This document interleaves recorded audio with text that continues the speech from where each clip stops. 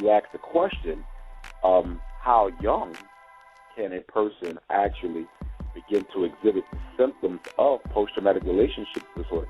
Very young, because the first relationship is with one's biological parents or non-biological parents. Okay, and that relationship is the blueprint for the relationship you're going to have with everybody else, particularly the opposite sex parental relationship. So for a son, it's his mother. For a girl, it's her father. So if a father was emotionally unavailable, if he was rejecting of his daughter, if he was verbally abusive of his daughter, then she develops a core set of beliefs about how she's going to be treated and is supposed to be treated by men. Now, that's very, very key. Now, I said is going to be treated and is supposed to be treated. It's one thing to expect poor treatment from men. It's one thing to expect poor treatment from women. It's something else to believe that it is owed to you. It's something else to believe that you deserve it. And what happens is when you are rejected from the opposite sex parent, not only do you develop an expectation of mistreatment, you also tend to believe that you deserve the mistreatment because you draw a conclusion that if I was not supposed to be mistreated this way, then my mother wouldn't have mistreated me this way, or my father wouldn't have mistreated me this way. In other words, if the individual who's most responsible for loving me and bringing me into this world is willing to mistreat me, then maybe I deserve it. And again, you have a lot of men and women who believe that they deserve pain in relationships. And because they expect it, they look for pain in relationships. It's like an invisible magnet inside of their heart that draws to them people who will take advantage of them. It draws to them people who will use them. It draws to them people who will physically brutalize them, who will financially exploit them. Okay? You draw this to you because you have a core unconscious belief that this is what you deserve. See, the one thing we got to recognize about relationships is relationships are based on the same universal law in karma, in ma'at, that any other system is governed by in the universe. And opposites, okay, can attract, but like also attracts like. So if you have a belief in your heart that you're supposed to be with men who are going to mistreat you, or if you have a belief in your heart that you're supposed to be with women who are going to mistreat you, then through universal energy, you draw those types of people into your life because you don't believe you deserve anything else.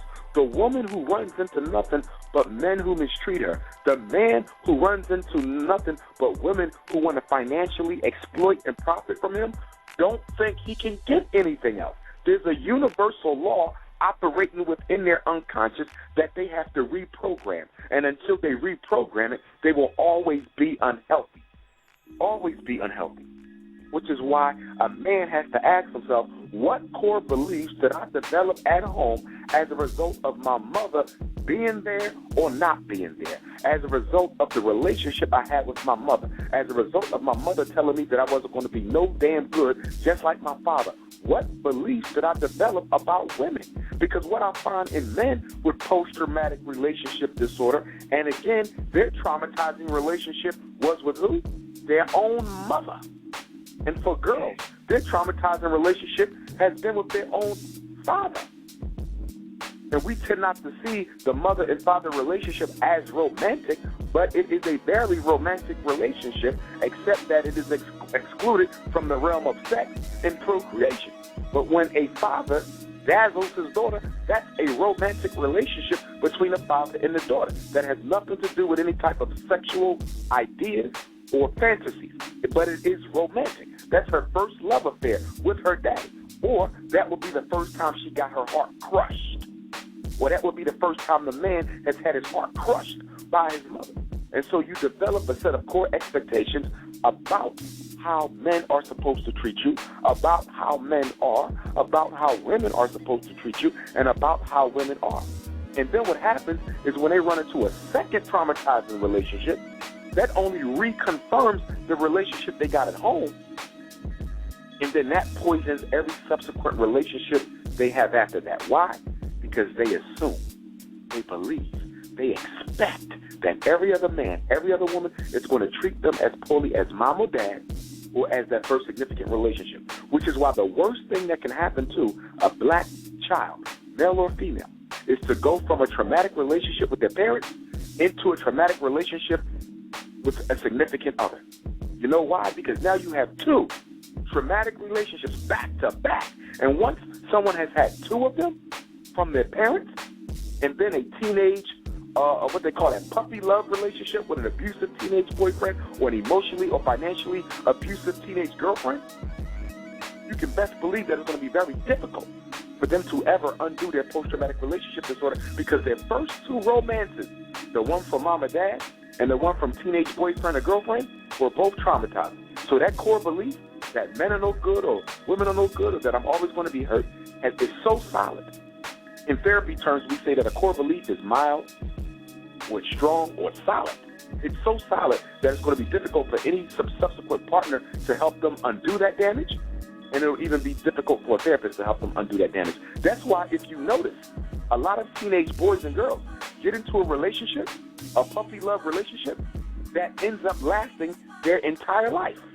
You're like, my goodness, this young lady is 17 years old, beautiful, intelligent, straight A's and B's, 4-year scholarship, and she's dealing with a know-nothing, don't-want-nothing man. Why is she settling for that?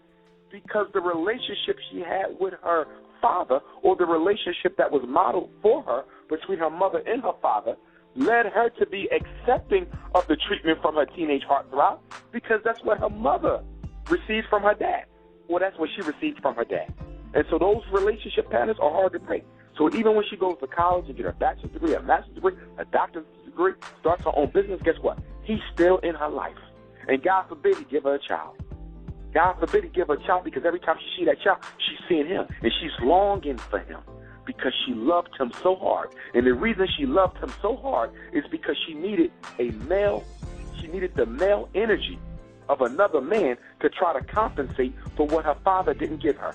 She needed the male energy, the masculine energy of another man to compensate for what her father didn't give her. But the man she ran into was just as abusive as her father was. And because of that, she continues to look to him to fill up that emotional jug that her father never filled up. And because he will never fill it up, because he will keep her coming back for seconds, because she will never fill it up, and she will keep him coming back for seconds. If we're talking about men as well, you will always go back because you want another drink. You want to keep on going back to that well because you got this sick belief that one day this person is going to change, do right by me, and fill up my emotional jug. And that is the sickness of post-traumatic relationship disorder, because you expect everything from someone who has given you nothing.